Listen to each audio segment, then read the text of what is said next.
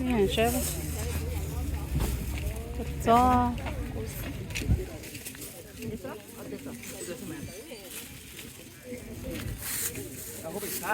Yeah, check out.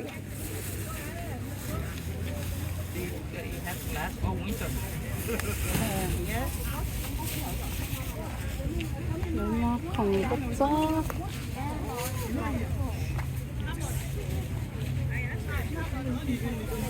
có mắt sông tàu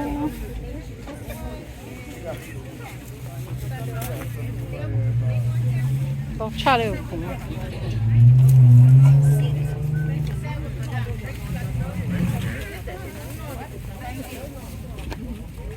Yeah, two of them $15. đến lừa lép rùng tới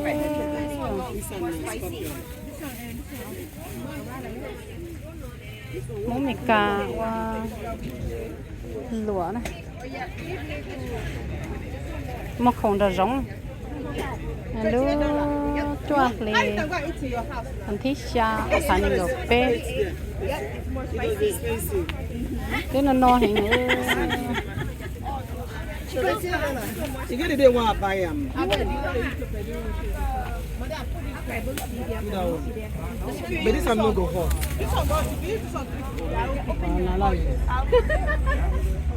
nó này chúa có cho thế tao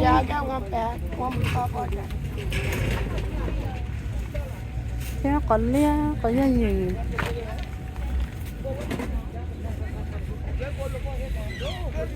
có cho nó chỉ lừa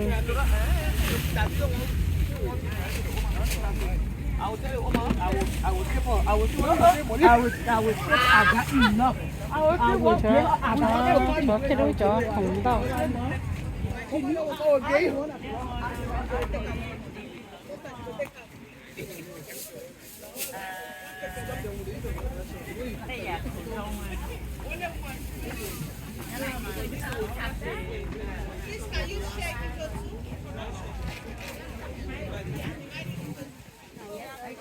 cho tấn là chỉ bắt cứ hết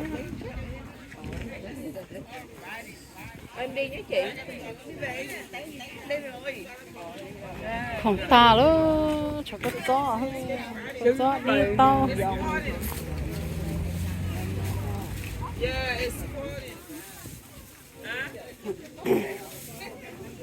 chỉ lừa và mở mắt kề nhớ cho tỏ bậc hành phong nhớ mẹ để số đã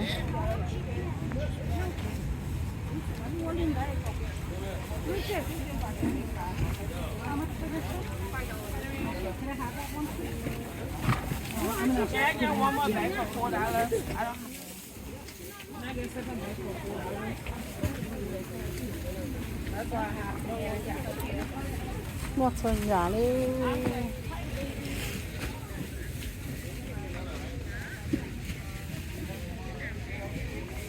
có cho lép lông có cho mẹ chỉ lừa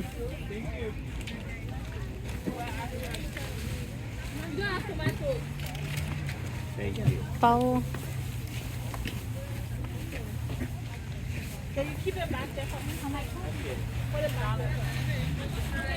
nhà tôi ở nhà chó